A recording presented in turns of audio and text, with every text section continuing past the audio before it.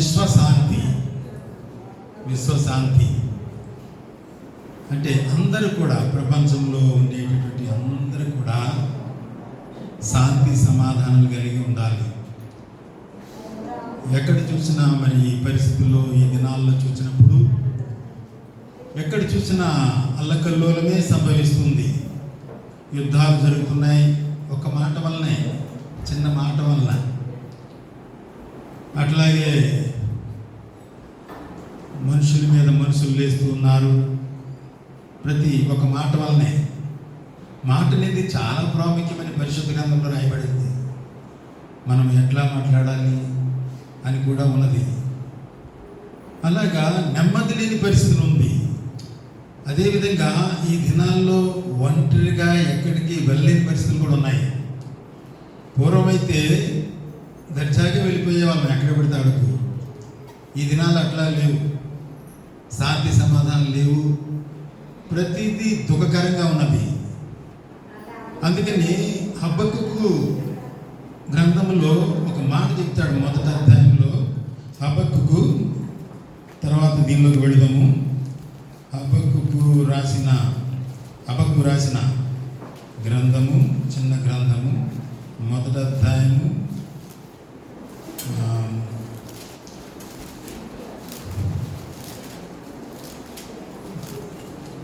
మొదటి అధ్యాయం 2వ వచనము. యెహోవా నేను మొరపెట్టినను నీవెన్నాళ్ళు ఆలకింపకయుందువు, బలాత్కారము జరుగుతున్నదని నేను నీకు మొరపెట్టినను నీవు రక్షింపకి ఉన్నావు. నన్నెందుకు దోషము చూడనిచ్చుచున్నావు? బాధ నీవేళ ఊరకే చూచుచున్నావు. ఎక్కడ చూచినను నాశనమును బలాత్కారమును అగుపడుచున్నవి, జగడమును కలహమును రేగుచున్నవి. ఎక్కడ చూసినా, మనం పేపర్ చూస్తే లేక టీవీ చూస్తే ఎక్కడ చూసినా అల్లర్లే రేగుతున్నాయి, జగడములు. ఇక్కడ ఈరోజు మనకి ఇవ్వబడినటువంటి అంశము విశ్వశాంతి. అందరూ శాంతి సమాధానం కలిగి, శాంతి సమాధానం ఉన్నప్పుడు సంతోషం వస్తుంది, తదుపరి ఆనందిస్తారు, చాలా చక్కగా ఉంటుంది. అది విడిచిపెట్టి అనవసరమైనటువంటి వాటి కొరకు, మరి వ్యర్థమైన వాటిని, పోయిన వారం చదివినాము, అది ఎంతకాలము వ్యర్థమైన వాటిని అనుసరిస్తారు అని. కనుక అట్లాంటి పరిస్థితులు ఉన్నాయి. ప్రభువా నన్ను ఎందుకు చూడనిస్తున్నావు? ఈ దినాల్లో కూడా భక్తులైన వారు ఏంటి ఇటువంటి పరిస్థితులు ఏంటని వాళ్ళు దుఃఖిస్తున్నారు, ప్రార్థన చేస్తున్నారు. కనుక మనమైతే ఈ వాక్యాన్ని వినేటటువంటి మనము, వాక్యాన్ని చదివినటువంటి మనము మరి శాంతి కలిగిన వారుగా ఉండాలి అని రాయబడి ఉంది. ఆ శాంతి ఎక్కడ దొరుకుతుంది? ఎక్కడ దొరుకుతుంది అంటే ప్రభువైన యేసుక్రీస్తు వారిలోనే. ప్రభువైన యేసుక్రీస్తు వారు శాంతి సమాధానాలు అనుగ్రహించేవాడు, ఎవరికి అందరికీ ఇచ్చేవాడు, ఒకరికి మాత్రం కాదు. అందుకే చూడండి, ఒక మాట మనము చదవచ్చు. యోహాను సువార్త 14వ అధ్యాయం చూసినట్లయితే అక్కడ రాయబడి ఉంది. యోహాను సువార్త 14వ అధ్యాయము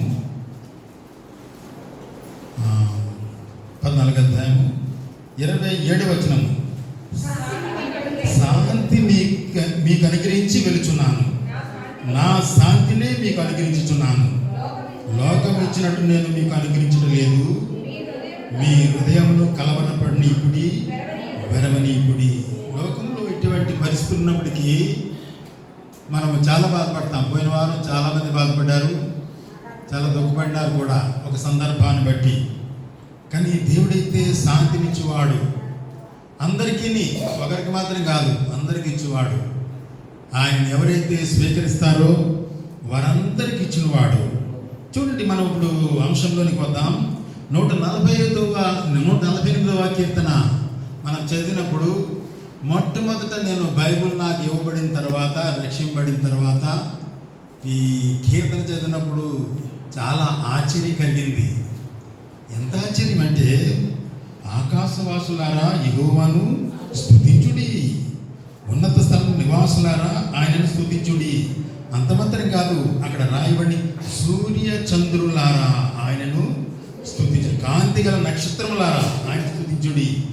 అట్లా ఇంకా ఇంకా కొంచెం కిందకు వస్తే వడగళ్ళు కూడా, వడగళ్ళలారా, మరి చూడండి 8వ వచనంలో అగ్ని వడగళ్ళలారా హిమమ ఆవిరి ఆయన ఆజ్ఞను నెరవేర్చు తుఫాను, తర్వాత పర్వతములారా సమస్తమైన బొట్టులారా. ప్రతి సృష్టములో ఉన్న ప్రతిదీ దేవుని స్తుతిస్తుంది. మా చిన్నప్పుడు ఉదయం తెల్లవారుజామున వెళ్ళిపోతుండే పక్షులు అరుచుకుంటూ వెళ్ళేవి. ఏంటని అడిగినప్పుడు అవి దేవుణ్ణి స్తుతిస్తున్నాయి అంటే రక్షణ లేని వారు చెప్పిన మాటలు. మా మేనత్త చాలా చదువులేదు, ఏం లేదు, ఎందుకంటే అలా అరుచుకుని వెళ్తున్నా చిన్నప్పుడు. అవి దేవుణ్ణి దండం పెట్టుకుంటున్నాయని ఇది బైబిల్లో రాయబడింది, ఎన్నో సంవత్సరాల క్రితం రాయబడినటువంటి మాటలు. ప్రతి జీవి, ఇంకా చూడండి అక్కడ ప్రాకు పురుగులని రాయబడి ఉంది చూడండి 10వ వచనంలో, నేలను ప్రాకు జీవులారా రెక్కలతో ఎగురు పక్షులారా. అంటే దేవుని స్తుతించండి, దేవుని స్తుతించండి అని చెప్పబడుతూ ఉన్నది. అయితే చూడండి ఇక్కడ ఇంకో మాట రాయబడి ఉంది 6వ వచనంలో, 6వ వచనం చదవండి దయచేసి. ఆయన వాటిని నిత్య స్థాయులుగా స్థిరపరిచి ఉన్నాడు, ఆయన వాటికి కట్టడ నియమించను, ఏది దానిని అతిక్రమింపదు. చూడండి సృష్టి అంతా కూడా దేవుడు ఏది చెప్పితే అది చేస్తాడు, ఏది కూడా దానిని అతిక్రమింపదట, అతిక్రమం చేయదు ఈ సృష్టి. తుఫాను లేవంటే తుఫాను లేడుతుంది, నువ్వు తగ్గిపోవంటే తగ్గిపోద్ది. 107వ కీర్తనలో చూస్తే మనకు బాగా అర్థమవుతుంది. ప్రభువారు కూడా సువార్తల్లో చదివినప్పుడు తుఫాన్ రేగినప్పుడు నువ్వు గమనే ఉండంటే గమనే ఉండేది, సమస్త గాలి రేగుతుంది, నువ్వు అలా ఉండు అంటే అలా ఉంటుంది. 107వ కీర్తన తర్వాత చదువుకుంటూ పడుతూ చాలా అద్భుతాలు దానిలో రాయబడి ఉన్నవి.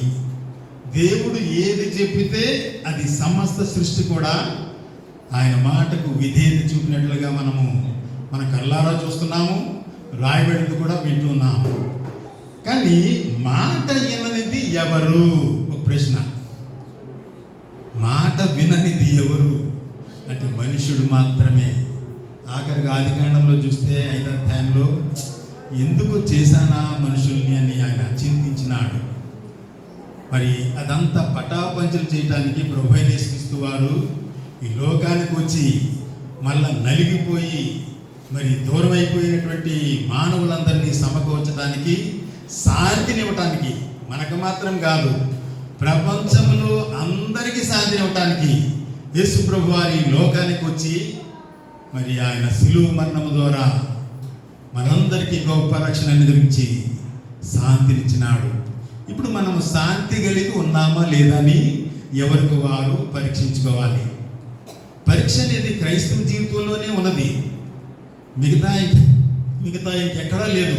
పరీక్ష అనేది క్రైస్తవ ఈవేళ బలలో పాల్పొందినప్పుడు అక్కడ రాయబడి ఉంది కదా 11వ అధ్యాయం 1 కొరింథీయులకు రాసిన పత్రిక చదవద్దు, 1 కొరింథీయులకు రాసిన పత్రిక 11వ అధ్యాయము 28వ వచనము. కాబట్టి ప్రతి మనుషుడు తన్ను తాను పరీక్షించుకొనవలెను. అట్లా కొరింథీయులకు మరి పత్రిక 2వ కొరింథీయులు చూస్తే మిమ్మును మీరు పరీక్షించుకోండి, విశ్వాసం గలవారై ఉన్నారో లేదో. అది దేవుడు మనకిచ్చినటువంటి గొప్ప ఆధిక్యత. మనం పరీక్షించుకోకుండా వెళ్ళిపోతే సాగిపోతే జీవితం కాలం వెళ్ళిపోతుంది. ఇప్పుడు ఇది ఎన్నో రోజు, ఈ 30 ఇన్ని రోజులు వెళ్ళిపోయి చూసారా, ప్రాబ్లం అలా వెళ్ళిపోద్ది. ఈ రోజు వెళ్ళిపోతుంది, నెక్స్ట్ డే వెళ్ళిపోతుంది. మన జీవితం, మన బర్త్డే చేసుకుంటాం కదా చాలా సంతోషంతో. మీరు ఎప్పుడైనా గమనించినారా? మన బర్త్డే చాలా సంతోషంతో చేసుకుంటాం, కానీ మన జీవితంలో 1 సంవత్సరము గతించిపోయినది, 1 సంవత్సరం వెళ్ళిపోయింది, 1 సంవత్సరం వెళ్ళిపోయింది, అలాగే వెళ్ళిపోతూ ఉంటుంటాయి. కనుక మనం పరీక్షించుకుంటూ నేను దేవుని మాట వింటున్నానా లేదా. అక్కడ ప్రతి మనుషుడు మినహాయింపు లేదు. అయ్యి బాబు నేను చాలా గొప్పగా చదివినాను, లేదా చాలా ధనవంతుడిని, నేను గొప్పవాడిని, యేసుప్రభుని నమ్ముకున్నాను, నాకు బోధ చేయడం బాగా వచ్చు, నేను మినహాయింపు అంటారు లేదు ఎవరు కూడా. ప్రతి మనుషుడు. అందుకే పరీక్షించుకోకపోవడం వల్లే మనిషి ఏమవుతున్నాడంటే బోర్లా పడుతున్నాడు. యేసుప్రభు వారు కొండ మీద తీసుకెళ్లారు. రూపాంతరం పొందినప్పుడు యేసుప్రభు వారికే సలహా ఇస్తున్నారు. ఈ రోజుల్లో కూడా అట్లా యేసుప్రభు వారికి సలహాలు ఇచ్చేటటువంటి పరిస్థితి ఉన్నది. సలహాలు ఇస్తుంటే నువ్వు చూడడమే, మనకు దర్శనం ఇస్తాడు ఆయన వాక్య దర్శనం ఇస్తాడు.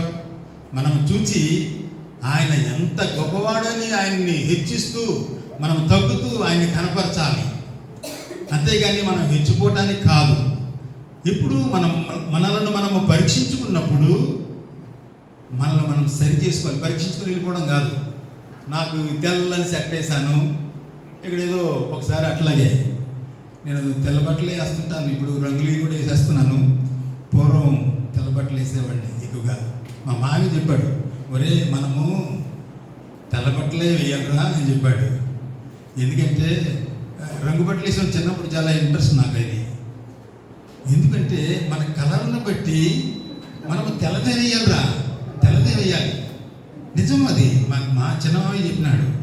ఎందుకంటే లేకపోతే ప్రమాదం జరుగుతుంది, చీకట్లో వెళ్ళినప్పుడు ప్రమాదం మనకి సంభవిస్తుంది, కనుక మనం తెల్లని వస్త్రాలే ధరించాలి అని చెప్పేవాడు. తెల్లని వస్త్రాలు ధరించుకొని చక్కగా కొంచెం పని మీద వెళ్తుంటే ఎక్కడ వేసిందో తెలియదు, ఆకాశంలో వచ్చి నా మీద పడింది, డిజైన్లా పడింది. ఇలాగ ఏంటి రెడ్డ పడితే అయ్యో కొత్త బట్టలు తెల్లగా చక్కగా ఉంది, ఏంటి ఇలా అయిపోయింది. అప్పుడు ఏం చేశానంటే అలా ఇప్పుడు ఇదివరకు కుళాయిలు ఉండేవి, ఇప్పుడు కనిపించట్లేదు వీధుల్లో. చాలామంది నీళ్ళు పట్టుకుంటుండే వాళ్ళు. పెడుతుంటే అక్కడ కుళాయి ఉంది. మెయిన్ రోడ్లో కూడా కుళాయిలు ఉండేవి, ట్యాప్స్, మున్సిపల్ ట్యాప్.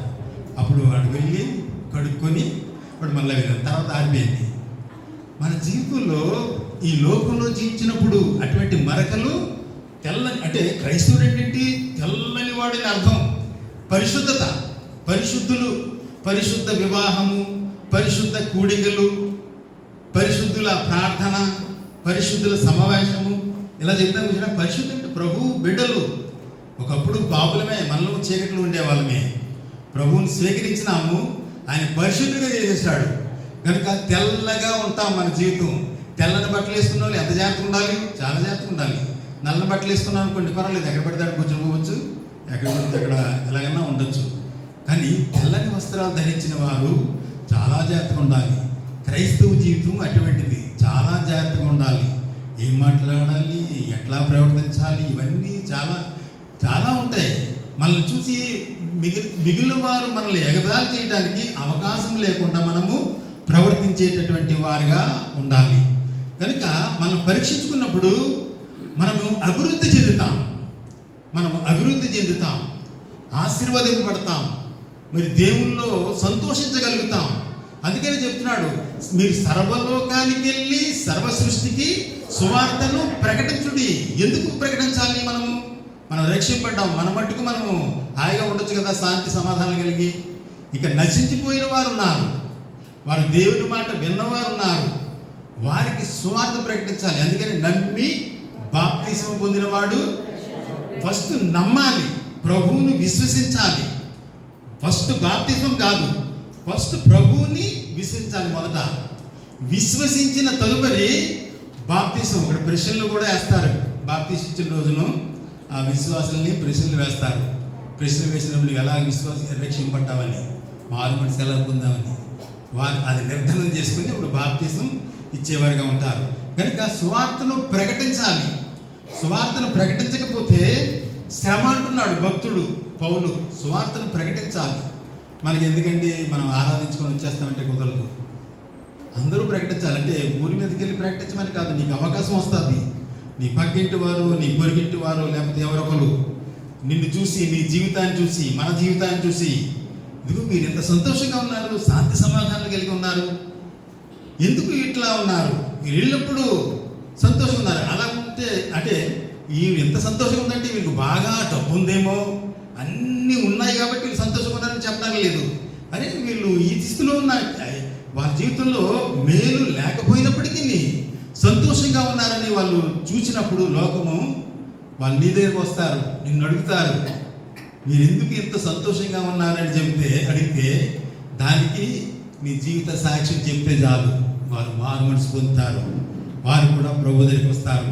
మనమందరం కూడా అనేక మంది బిడ్డల సాక్ష్యం పొందే మరి దేవునిలో బలపడినాము, దేవుని సన్నిధికి వచ్చినాము.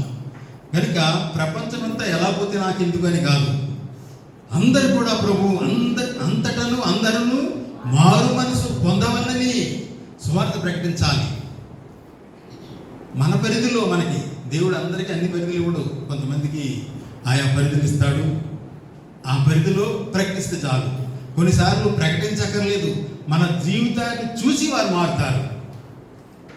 మనమే దుఃఖంతో ప్రతి అంజలు కూడా జీవితం ఏంటోనండి ఇలా అయిపోయింది, ఏ మేలు జరగట్లేదు, అన్నీ నష్టకరంగానే ఉన్నాయి, అన్నీ దుఃఖకరంగానే ఉన్నాయి. హోషేయ గ్రంథంలో ఒక మాట ఉన్నది, అప్పటికి చూస్తే అన్నీ దుఃఖకరంగా ఉన్నాయి దేవుని ప్రజలలో, అయినను నేను ప్రభువునందు ఆనందిస్తానని చెప్తూ ఉన్నాడు. అట్లాగా ఆ ఆనందం ఎవరిస్తారంటే ప్రభుని యేసుక్రీస్తు వారు ఇస్తారు. ఆయన ఇస్తారు, మనకు మాత్రం కాదు, అందరికి ఇస్తారు. చూడండి, యోహాను పత్రిక, యోహాను మొదటి పత్రిక, మొదటి అధ్యాయము, యోహాను మొదటి పత్రిక 2వ అధ్యాయము 2వ వచనము.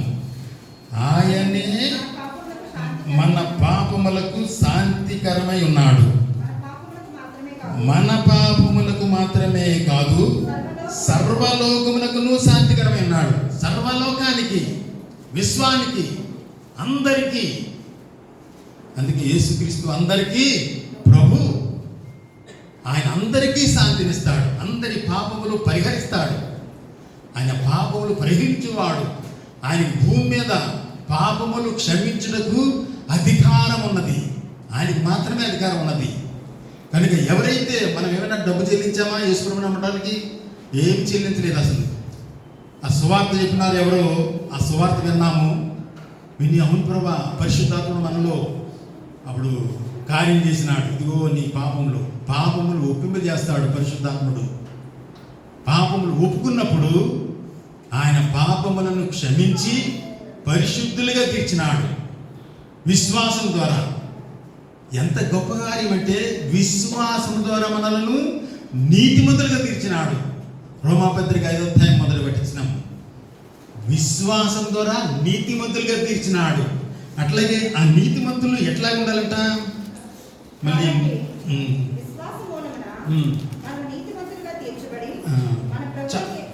చాలా విశ్వాస మూలమున మనము నీతిమంతులుగా తీర్చినాడు. అద్భుతం. తర్వాత విశ్వాసం వల్ల నీతిమంతులుగా తీర్చినాడు. ఆ నీతిమంతుడు మళ్ళీ ఎట్లా జీవించాలంట? రోమాపత్రిక 1వ అధ్యాయము 17వ వచనం. ఎందుకనినా నీతిమంతుడు విశ్వాస మూలముగా. నీతిమంతుడు ఎట్లా జీవించాలట? మరి విశ్వాసం ద్వారా జీవించాలి. ఇబ్బందులు వస్తాయి, కష్టాలు వస్తాయి, అపహాసాలు వస్తాయి. క్రైస్తవ జీవితంలో వచ్చినవి చాలా వస్తాయి. మేలుల కంటే కీడులు వచ్చినట్టుగా మనకు తెలుస్తుంది ఎక్కువ. మనం కీడులు గుర్తుపెట్టుకుంటాం. దేవుడు ఎందుకు ఇస్తున్నాడు ఇటువంటి అంటే, ఒకసారి నేను కూడా అట్లాంటి అనుభవాలకు వెళ్ళినప్పుడు, అవును దేవుడు నాకు ఇస్తున్నాడు అందరికి ఇస్తున్నాడు అనుకుంటాం. మనం కూడా అట్లా చూస్తుంటాం. అందరూ కూడా నష్టాలు మనకి ఏదనుకుంటే జరగట్లేదు.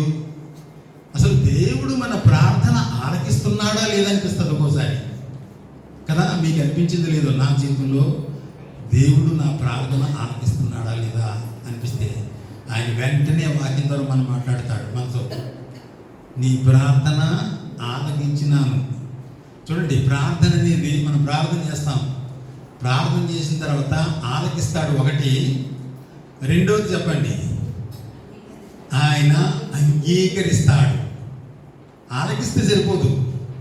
అప్లికేషన్ పెట్టాం అంటే ప్రార్థన అంటే ప్రభువా నాకు ఇది కావాలి అని అప్లికేషన్ పెట్టినప్పుడు ఆయన స్క్రూటినీ చేసి అంటే పరిశీలన చేసి తర్వాత యాక్సెప్టెడ్, ఓకే గ్రాంటెడ్ అని చెప్పి తర్వాత ఇస్తాడు. మనకి తొందర ఎక్కువ కదా, మీకంటే నాకు తొందర ఎక్కువ. ప్రార్థన చేసి ప్రభువా కళ్ళు తెరిచే లోపల ఆ కార్యం జరిగిపోయాలి అని అన్నాడు. మొదటి కాలం అప్పుడు దినాల్లో, ప్రారంభ దినాలలో నువ్వు ఏది అడిగితే ఇస్తానన్నా కదా. ఇదిగో ప్రభువా నాకు పలానా కావాలి. యవనస్తులుగా ఉన్నప్పుడు చాలా అవసరం, తొందరపాటు ఎక్కువ ఉంటుంది. అనేక విషయాల్లో అనేక అక్కర్లు కూడా ఉంటాయి. ప్రభువా నాకు మరి పలానాది కావాలి, నాకు అనుగ్రహించు. ఎలాగ అనుగ్రహించాలంటే నేను ప్రార్థన ఆమేన్ అనేటప్పటికీ నా ముందు అది ఉండాలి. అంత తొందర అన్నమాట. అలా ఇవ్వడు దేవుడు. ఇప్పుడు అన్నీ ఇస్తాడు మన కొరకు, ఏదేది కావాలో అన్నీ సిద్ధపరిచించాడు. కానీ అన్నీ ఇవ్వడు. ఎప్పుడు ఇవ్వాలో అప్పుడు ఇవ్వడు. ఎప్పుడు ఇస్తాడంటే తగిన సమయం ఇస్తాడు దేవుడు. తగిన సమయం అనేది ఒకటి ఉన్నది. తగిన సమయం పేతురు చెప్తాడు కదా, తగిన సమయమందు ఆయన ఇస్తాడు. తగిన సమయం అందే మనకి. చూడండి, గడియారాలు మీరు ఎప్పుడన్నా గమనించండి. నేను గమనిస్తుంటాను కొన్ని విషయాలు. గడియారం, మన చర్చిలో గడియారం ఒక టైం ఉంది, మీ చేతి గడియారం ఉంటే చూసుకోండి. 1 సెకండ్ 2 సెకండ్లు నిమిషాలు తేడా ఉంటాయి. తేడా ఉంటుంది ప్రతిదానికి, ముందు వెనకో తేడా ఉంటుంది గడియారంలో టైంలో.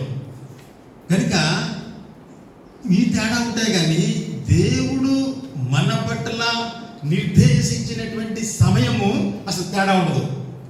మనం ప్రార్థన చేసి అలసిపోతాం, అలసిపోయి ఇక దేవుడు చేయడు కాబట్టి అనుకుంటాం. కానీ ఆయన సమయం వస్తుంది మన పట్ల, అప్పుడు చేస్తాడు. ఇదేంటి, నేను ప్రార్థన చేయలేదు కదా, ఎలా చేశాడు? నీకు దాచించిన మేలు ఆ సమయంలో ఆయన కాలంలో విడుదల చేస్తాడు. కనుక ప్రభు నీకు ఇచ్చిన శాంతిని నీవు కోల్పోకూడదని ఈ సమయంలో జ్ఞాపం చేయబడుతుంది. నీకు ఏమేమి కావాలో తెలియదు. తల్లిదండ్రులుగా పిల్లల విషయంలో ఎంత జాగ్రత్తగా ఉంటారో తెలుసండి. మనకు తెలుసు అందరికీ. వాళ్ళ కొరకు అన్నీ సమకూరుస్తాం. వాళ్ళ కొరకు అన్ని ఇది వివరించదక్కర్లేదు, అన్నీ ప్రతీదీ సమకూరుస్తాం. కానీ పిల్లలకు ఎప్పుడు పడితే అప్పుడు ఇవ్వడం. వాళ్ళు అది పొందే ఆధిక్యత వచ్చినప్పుడు దాన్ని మేనేజ్ చేసేటటువంటి ఆ స్థాయి వచ్చినప్పుడు వారికి ఇస్తాం. లేకపోతే ఏం చేస్తాడు చూడండి, 2 సహోదరులు ఉన్నారు కదా, వారిలో పెద్ద కుమారుడు చిన్న కుమారుడు. చిన్న కుమారుడు నా ఆస్తి నాకు ఇచ్చేయమన్నాడు. ఇచ్చేమంటే ఇచ్చేశాడు. ఇచ్చిన తర్వాత ఏం చేశాడు? అసలు ఉద్దేశం మంచిదే, దూర ప్రాంతానికి వెళ్ళి మంచి వ్యాపారం చేసి బాగా డబ్బు సంపాదించాలనుకున్నాడు. కానీ అక్కడికి వెళ్ళి ఏం చేశాడు? కొత్త ఫ్రెండ్స్ వస్తుంటారు. అప్పుడు ఏం తెలుస్తారంటే ఈ డబ్బు దుర్వినియోగం చేస్తారు. దుర్వినియోగం ఏంది? ఆకలితో అలమటించినట్టుగా రాయబడి ఉంది. కనుక దేవునికి తెలుసు ఎప్పుడు ఇవ్వాలో. అది ఆ పాఠాన్ని చూసి మనం నేర్చుకోవాల్సింది ఏంటంటే, తగిన సమయం ముందు దేవుని నుండి పొందితేనే సంతోషం. అందుకే నాకు ఫిలిప్పీయులకు రాసిన పత్రిక 4వ అధ్యాయం 19వ వచనంలో ఈ విధంగా ఉన్నది. కాగా దేవుడు తన ఐశ్వర్యం చొప్పున క్రీస్తు యేసునందు మహిమలో మీ ప్రతి అవసరం, అది ఇదేని కాదు, అది తీర్చడు ఇది తీర్చడని కాదు. నీవు దుఃఖంతో నలిగిపోతున్నప్పుడు నీకు సమాధానం కావాలి, సమాధానం ఇస్తాడు. నీకు ఫలానా అక్కరం ఉన్నది, అది కావాలి, ఇస్తాడు. ఆయన ఏ సమయంలో ఏది ఇవ్వాలో అది సిద్ధపరిచి ఉంచినాడు. ఆ సమయంలో మాత్రమే ఇస్తాడు. మనకైతే తొందరగా కాబట్టి ఇప్పుడు ఇచ్చేస్తే బాగుంటుంది. చూడండి, అప్పటి వరకు ఆలోచన రాదు కొన్ని విషయాల్లో. చిన్న విషయం చెప్తాను. పక్క ఇళ్ళు ఉంటాయి.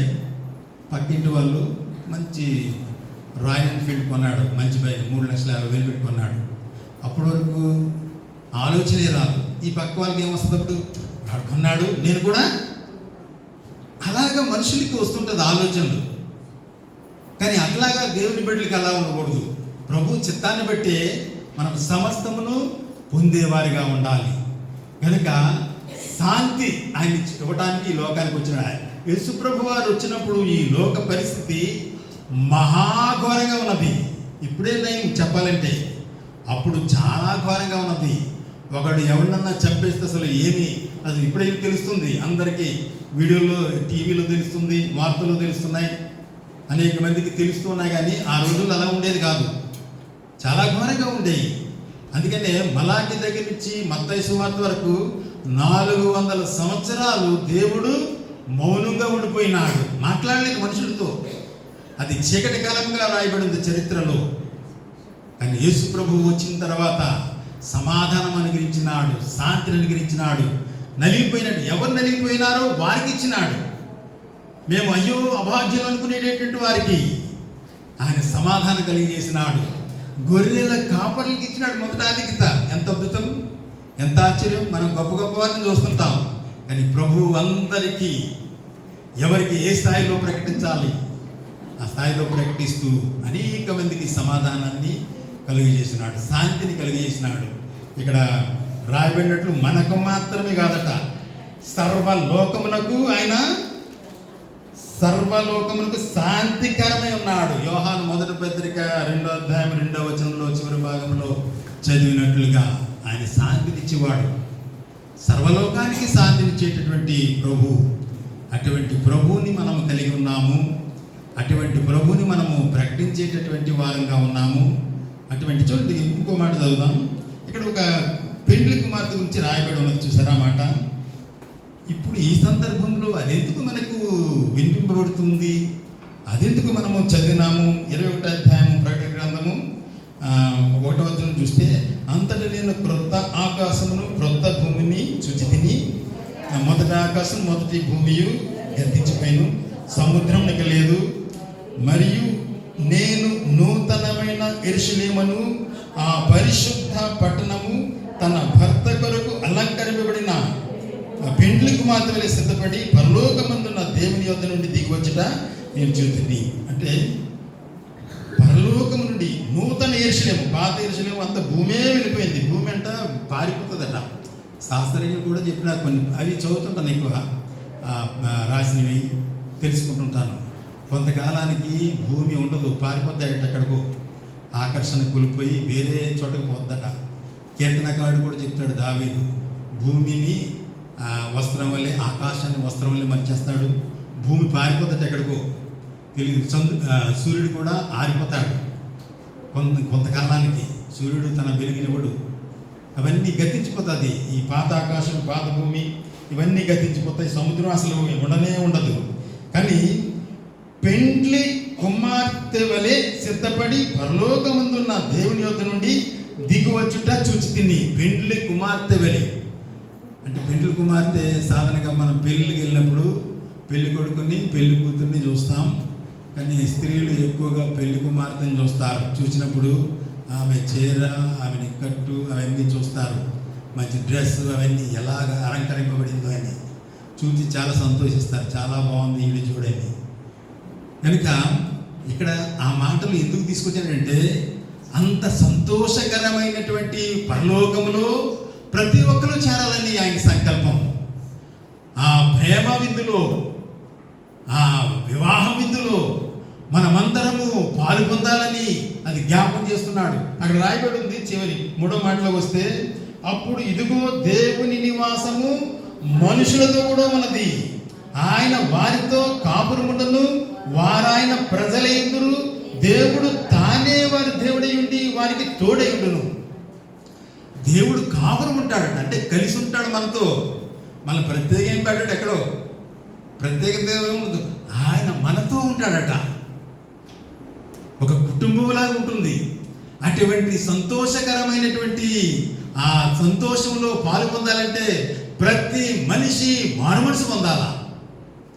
ప్రభు అయిన యేసుక్రీస్తుని స్వీకరించాలి.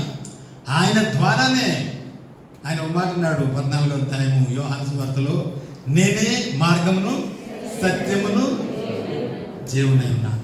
అది మార్గం ఆయనే. అక్కడికి పరలోకం చేరాలంటే ఆయన మార్గం, ఏ మార్గం లేదు.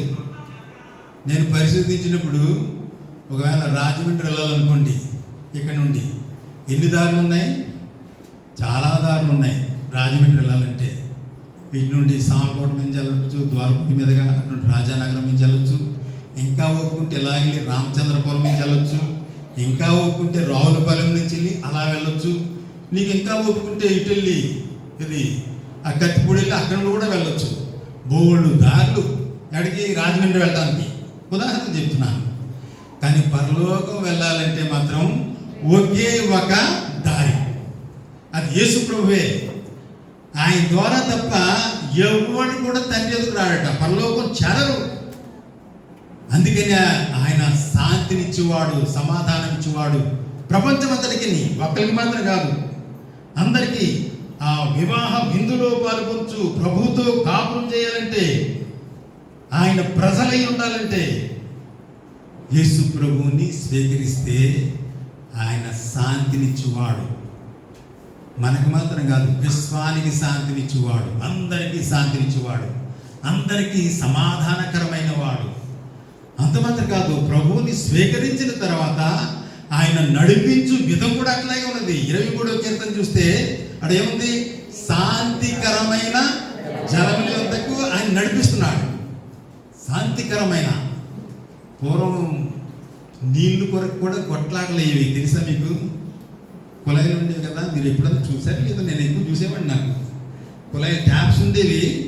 ట్యాప్ దగ్గర బిందులతోనో, ఒకసారి కొండలు ఉండేవి పూర్వం. బిందులకి కొంచెం బాగా డబ్బులు ఉంటే బిందులు లేని వారు ఎలా ఉంటుంది? కొండలు అంటే మట్టితో చేసేవాడి కొట్టేసుకునే వాళ్ళు. మీరు చూసారో లేదో కానీ నేను చూసినప్పుడు ఎందుకు కొట్టేసుకుని లైన్లో ఉండి పండుకోవచ్చు కదా అనిపించేది. నీళ్ళ కొరకు వివాదం, సమాధానం. వాళ్ళు ఎక్కడికి వెళ్ళిపోతారంటే ప్రారంభం నీళ్ళ దగ్గర ప్రారంభమవుతుంది కలహం. ఎక్కడికి వెళ్ళిపోతారంటే వాళ్ళ తాతలు, వాళ్ళ పితరులు, వాళ్ళ జీవితం దగ్గరికి వెళ్ళిపోతారు. ఎక్కడికో వెళ్ళిపోతారు. ఎంత ఆశ్చర్యం వేస్తుంది. ఎందుకు? అవును, వాళ్ళు ఎవరు అనిపిస్తుంది చిన్నప్పుడు. లేండి, ఇప్పుడు అంతా బాగుంది, నీళ్ళు ప్రాబ్లం లేవు. అంటే బయట ఉన్నది కానీ మనకి నీళ్ళు ప్రాబ్లం లేదు. అయితే ఇక్కడ ప్రభు అంటున్నాడు శాంతికరమైన జలముల యొద్ద, అంటే సమాధానకరమైనటువంటి శాంతికరమైనటువంటి ప్రదేశాలలో మనల్ని ఉంచుతాడంట. శాంతిని ఇవ్వడం మాత్రమే కాదు, ఆ ప్రదేశంలో కూడా మనలను జీవింపజేస్తాడు. చూడు, మరి నువ్వు రాత్రి అయినప్పుడు నువ్వు హ్యాపీగా నిద్రపోతున్నావా అంటే ప్రభు నీతో ఉండెను, నీకు శాంతినిచ్చెను. నీకు నిద్ర పట్టట్లేదంటే నీకు శాంతి లేదు. కొంతమందికి శాంతి లేకపోవడం కారణం చూడండి, చాలా కారణాలు ఉంటాయి. కొంతమందికి శాంతి ఉండదు, సమాధానం ఉండదు. ఎట్లాగంటే ఇతరులను చూసినప్పుడు పూర్వం అనేవాళ్ళు కడుపు మంట అనేటటువంటిది. కడుపు మంట, వేడి చేస్తే కడుపు మంట వచ్చేస్తుంది. వీళ్ళు చూడండి, ఇద్దరు భార్యాభర్తలు హ్యాపీగా ఉండి నవ్వుకుంటూ చక్కగా సంతోషంగా ఉన్నారనుకోండి, వాళ్ళని చూసి కూడా కడుపు మంట పడే వాళ్ళు ఉంటారు. వాళ్ళ సంబంధమే ఉండదు. వాళ్ళని చూసి ఏడుస్తారు. ఎందుకు నాకు అర్థం కాదు. అయ్యో, వీళ్ళకి కడుపు మంట ఆగదు. అట్లాగే ఎవరన్నా వర్ధిల్లుతున్నారనుకోండి, వాళ్ళ ఉద్యోగం ఆశీర్వదింపబడింది, లేకపోతే వ్యాపారం ఆశీర్వదింపబడింది, వాళ్ళు మంచి మంచి వస్తువులు కొనుక్కుంటున్నారు, మంచి అన్ని ఇల్లు కొనుక్కున్నారు, స్కూటర్ లేకపోతే కారు కొనుక్కున్నారు. వాళ్ళని చూసి ఏం చేస్తారంటే కడుపు మంట. ఎందుకంటే ప్రభువు లేకపోతే ఇట్లాంటివి వస్తాయి.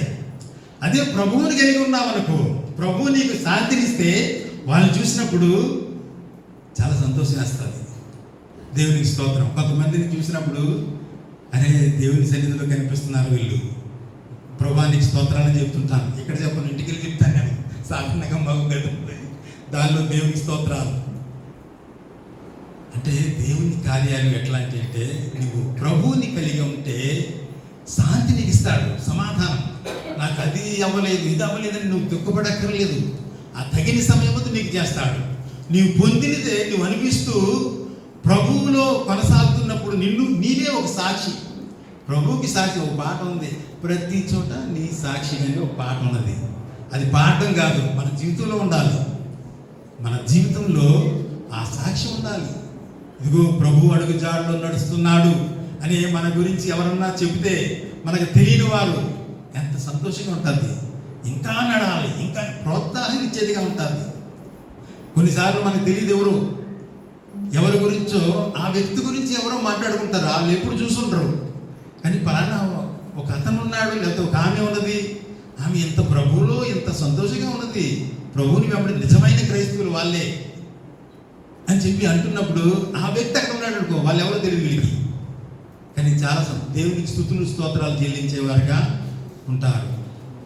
కనుక ఇక్కడ కొరింథీయులకు రాసిన మార్కు సువార్తలో అక్కడ చదివినప్పుడు, మార్కు సువార్త అక్కడ ఏమంటున్నాడు చూడండి, ఒక మాట విందాం. ఆ మాట 14వ వచనంలో ఆ మాట ఉన్నది.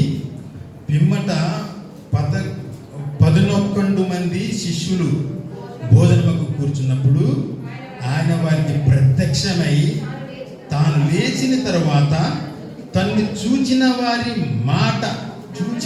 మాట నమ్మనందున వారి అపనమ్మిక నిమిత్తము, హృదయ కాఠిన్యం నిమిత్తము వారిని గద్దించెను. దేవుని సన్నిధి నుండి మనకి గద్దింపు వచ్చినప్పుడు మనం స్వీకరించాలి. మనల్ని దేవుడు బాగు చేయడానికే ఆ మాటలు ఇస్తుంటాడు, మనల్ని అపహాసం చేయటానికి కాదు. వారు అప్పటికి ఇంకా పరిశుద్ధాత్ముడు రాలేదు, ఎందుకంటే వాళ్ళు ఆడ కూడుకోలేదు, కనిపెట్టలేదు, పరిశుద్ధాత్ముడు రాలేదు. అంతకుముందు అయితే మరి చాలా భయపడిపోయినటువంటి పేతురు శిష్యులు కూడా ఆ తదుపరి అపొస్తలుల కార్యములు చూసినప్పుడు వాళ్ళు ఎంత ధైర్యంతో బోధించినారు వాక్యం. దేవుని కొరకు ప్రాణాలు అర్పించినారు, ప్రాణాలు సైతం అర్పించినారు. ఎందుకంటే ఆయన మాటకు విధేయత చూపినారు. ఎందుకంటే కొన్నిసార్లు మన హృదయం కూడా ఎలా అపనమ్మిక కూడా వస్తుంది. అపనమ్మిక, విశ్వాసం కోల్పోతాం. అప్పటి వరకు జీవితంలో కొనసాగుతున్నటువంటి వారు స్తుతియు మహిమ నీకని పాటలు పాడుతూ దేవుని స్తుతించినటువంటి మనము ఏదన్నా సందర్భం వచ్చినప్పుడు మనము ఏంటి ఎలా అయిపోయింది జీవితం అని మనల్ని మనం నొచ్చుకుంటాం, మనం బాధపడుతూ ఉంటాం. కనుక ఆ టైంలో ప్రభు నీకు ఆయన వాక్యాన్ని ఇస్తాడు. నువ్వు ధైర్యంగా ఉండు, నువ్వు నొచ్చుకోకు. తర్వాత ఇంకోటి ఏంటి, వారి హృదయం కఠినం చేసేసుకుంటారు. కొన్నిసార్లు ప్రభుతో తిరిగిన వాళ్ళే వీళ్ళు 11 మందే ఉన్నారు. అప్పటికి ఇస్కరియోతు వెళ్ళిపోయినాడు, 11 మందే ఉన్నారు. ఆ 11 మంది యేసు ప్రభుతో కలిసి నడిచారు. మరి 12 మంది నడిచినారు, ఎవరు తప్పిపోయినాడు. కలిసి నడిచినారు. తర్వాత వాళ్ళ పాదాలు కూడా కడిగినాడు యేసు ప్రభు వారు, ఆయనతో ఉన్నారు. అటువంటి వారు దేవుని మాటలు ఎల్లప్పుడూ వినేవాళ్ళు. దేవుని మాటలు వింటున్న వారు హృదయం ఎటువంటి పరిస్థితిలోకి వెళ్ళిపోయిందంట, హృదయం కఠినం అయిపోయింది. కానీ మన హృదయం కఠినం అవ్వకూడదు. ఎప్పుడు మెత్తగా అవ్వాలంటే పరీక్షించుకోవాలి, ప్రభు సన్నిధిలో ఒప్పుకోవాలి. ఎటువంటి బలహీనతలు ఉన్నా ఒప్పుకొని ప్రభు సమాధానం కలిగి ఉండాలి. నీ శాంతిని ఇతరులకు పంచాలి, నా శాంతిని ఇతరులకు పంచాలి. ఇప్పుడు ఎవరన్నా మనల్ని చూసి ఒకవేళ ఇలా వెళ్తున్నాం, మనం వెళ్తున్నప్పుడు ఎదురుగుండా ఎవరు వస్తున్నారు అనుకోండి, ఆ ప్రైజ్ లాడ్ చెప్పలేదు, వాళ్ళు చెప్పలేదు అనుకోండి, మనమే చెప్తే అది సమాధానకరం అవుతుంది. తగ్గించుకోవడం అంటే వాళ్ళు చెప్పలేదు మనం ఎందుకు అన్నట్టుగా ఉండకూడదు. కనుక మనలో మనం తగ్గించుకున్నప్పుడు మన మాట బాగా వింటాం కదా. మనలో మనం తగ్గించుకుంటే హెచ్చింపబడతాం. మనం ఎప్పుడైతే తగ్గించుకుంటామో ఇది మాటల వరకు ఉండిపోకూడదు. మన జీవితంలో అనుకరణ ఉండాలి. మాటల వరకు ఉండిపోతే నిష్ప్రయోజనం. మీరు ఇంతకాలం చూడండి, 32 దినాలు, ఇది 32 దినమా 30 కూడా 33 దినాలు ఇలా ఉండి కూడి వాక్యం వింటూ తర్వాత ఈ రాత్రికే యేసుప్రభు రాకడ జరిగింది అనుకోండి, ఎదుర్కోలేము. కానీ ఎప్పుడూ రెడీగా ఉండాలి. శుద్ధీకరించుకొని హృదయాన్ని శుద్ధీకరించుకొని ఉండాలి. ఆ శుద్ధీకరణ ఎవరు చేస్తారు? ప్రభువైన యేసుక్రీస్తు వారే. ఒప్పుకుంటే చాలు. యోహాను 1 పత్రిక 1వ అధ్యాయం 9వ వచనం చదవట్లేదు. మన పాపములను మనం ఒప్పుకొని అది ఎవరికి ఇవ్వబడింది? అన్యులు కాదు, దేవుని బిడ్డలకి, దేవుని సంఘానికి. మన పాపం రక్షింపడ్డాం, బాప్తిసం పొందాం, సంఘంలో కొనసాగుతున్నాం, మనకు ఆయా బాధ్యతలు ఇవ్వబడినవి, ఆయా బాధ్యతలు ఉన్నాం. కానీ అపవిత్రైపోతే దేవుని రాజ్యానికి కోల్పోయిన వారం అవుతాం.